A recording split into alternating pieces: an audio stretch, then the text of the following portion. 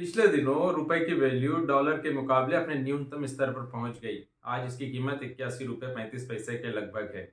Dollar Bharat में आर्थिक के साथ साथ राजनीतिक विषय भी है, क्योंकि पिछले दिनों जब वित्त मंत्री निर्मला सीतारमण ने यह कहा कि रुपया कमजोर नहीं हो रहा है, डॉलर मजबूत हो रहा है, तो कई विपक्षी दलों ने एवं कई लोगों ने उन्हें तरह तरह से ट्रोल करना शुरू कर दिया।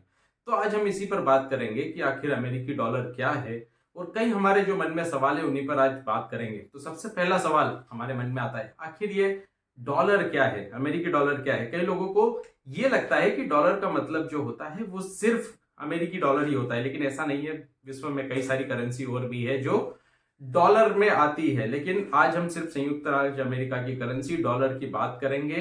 तो एक डॉलर में लगभग 100 सेंट होते हैं, 50 सेंट को आधा डॉलर कहा जाता है।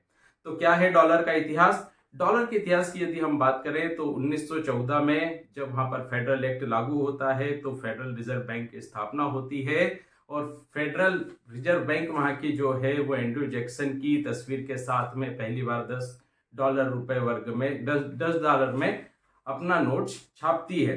तो आखिर तीसरा सवाल यह आता है कि डॉलर इतना मजबूत क्यों है। तो दुनिया का जो 85% लगभग व्यापार है वो अमेरिकी डॉलर में होता है। दुनिया के जो 65% से भी ज्यादा अमेरिकी डॉलर है वो अमेरिका के बाहर है। लगभग 39% लगभग जो विश्व के कर्ज है वो अमेरिकी डॉलर में दिए जाते हैं। 1944 में जब ब्रिटेन वुड सम्मेलन हुआ था, उससे पहले सोने की ज्यादा डिमांड होती थी, सोने को ज्यादा महत्वता दी जाती थी, लेकिन 1944 के ब्रिटेन वुड सम्मेलन के बाद में डॉलर लगभग मजबूत होते गया। और डॉलर का मजबूत होना स्वाभाविक सी बात भी था। तो क्यों डॉलर मजबूत हुआ, इसके पीछे 4-5 तर्क है। पहला तो ये तर्क है कि दुनिया में लगभग 185 से ज्यादा मुद्राएं हैं, लेकिन डॉलर पर ही सबसे ज्यादा भरोसा किया जाता है, क्योंकि अमेरिका की अर्थव्यवस्था लगभग सबसे बड़ी आज विश्व में अमेरिकी अर्थव्यवस्था है।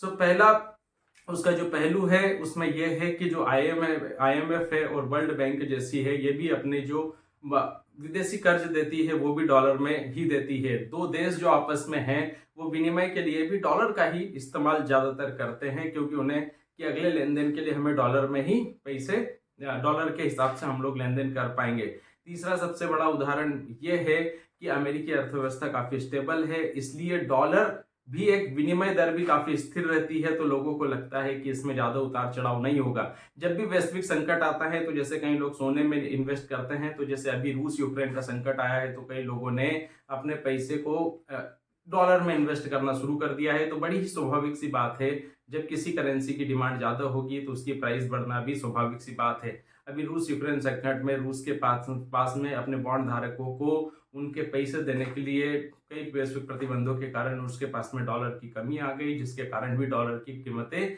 लगातार बढ़ती जा रही है। तो अब हम बात करेंगे कि रुपए और डॉलर का संबंध क्या है। कई लोगों को ये लगता होगा कि जब भारत आजाद हुआ था तो $1 की कीमत ₹1 हुआ करती थी, लेकिन ऐसा नहीं है। जब भारत आजादी से पहले एक ब्रिटेन का उपनिवेश था, तो ब्रिटेन का जो स्टर्लिंग पाउंड होता है उसके हिसाब से देखा जाए तो एक स्टर्लिंग पाउंड की कीमत लगभग ₹13.37 होती थी। उस हिसाब से अगर स्टर्लिंग पाउंड और अमेरिकी डॉलर के बीच में पैमाने को निकाला जाए तो उस समय लगभग डॉलर के मुकाबले रुपए की कीमत ₹4.16 हुआ करती थी। 1966 में जब वित्तीय रूप से भारत काफी खराब स्थिति से गुजर रहा था, तब $1 की कीमत लगभग ₹7.5 हो गई थी, क्योंकि भारत को तब हरित क्रांति नहीं हुई थी और कई तरह की खाद्य पदार्थों को भी आयात करना पड़ता था। तो उस समय भारत में लगभग $1 की कीमत ₹7.5 हुई। 1991 में जब आर्थिक उदारीकरण का दौर आया, भारत को काफी आईएमएफ से कर्ज भी लेना पड़ा। तब तक हम लोग ज्यादा इंपोर्ट नहीं करते थे और पूंजीवादी अर्थव्यवस्था को भी हम लोगों ने नहीं अपनाया था। जब उसे अपनाया तो डॉलर की कीमत 25 रुपए से बढ़कर ₹35 हो गई। वहीं पर जब साल 2014 में 13-14 में जब नोटबंदी आई, तब भी डॉलर की कीमतें बढ़कर 67 से ₹71 हो गई। हालिया क्रम में जब वैश्विक रूप से रूस यूक्रेन का युद्ध भी चल रहा है और ये सारी चीजें भी इसके पीछे कई सारे पैमाने हैं, इसकी वजह से डॉलर की कीमत में एक काफी उछाल देखा गया और इसकी अभी वर्तमान कीमत जो है वो ₹81.35 के लगभग है। तो क्या डॉलर से किसे किसे फायदा होता है। यदि हम इंडिया के परिप्रेक्ष्य में देखें तो डॉलर की कीमतें बढ़ने से किसका फायदा होता है। तो जो हम एक्सपोर्ट करते हैं उससे हमें जो पैसा मिलता है वो डॉलर में मिलता है, जिससे एक्सपोर्ट इंडस्ट्री को फायदा होता है। जो आईटी इंडस्ट्रीज है जो विदेशों से पैसा कमाती है उनको भी डॉलर में भुगतान होता है, उन्हें फायदा होता है। टूरिज्म इंडस्ट्री इससे बढ़ती है, क्योंकि लोग टूरिज्म के लिए भारत आना पसंद करेंगे और जब वो डॉलर में करेंगे तो उनको अधिक रुपए मिलेंगे, तो टूरिज्म इंडस्ट्री को भी फायदा होता है। जो बाहर से रेमिटेशन भेजते हैं उन्हें भी डॉलर्स की कीमतें बढ़ने से फायदा होता है। अब ये बात करेंगे कि नुकसान किसे होता है। तो जो भी हमारा इंपोर्ट डॉलर में होता है और हम जो इंपोर्ट डॉलर में करते हैं, डॉलर की कीमतें बढ़ने से उसे नुकसान होता है। सबसे ज्यादा यदि हम नुकसान की बात करें, सबसे ज्यादा हम लोग क्रूड ऑयल जो है वो इम्पोर्ट करते हैं, डॉलर में करते हैं।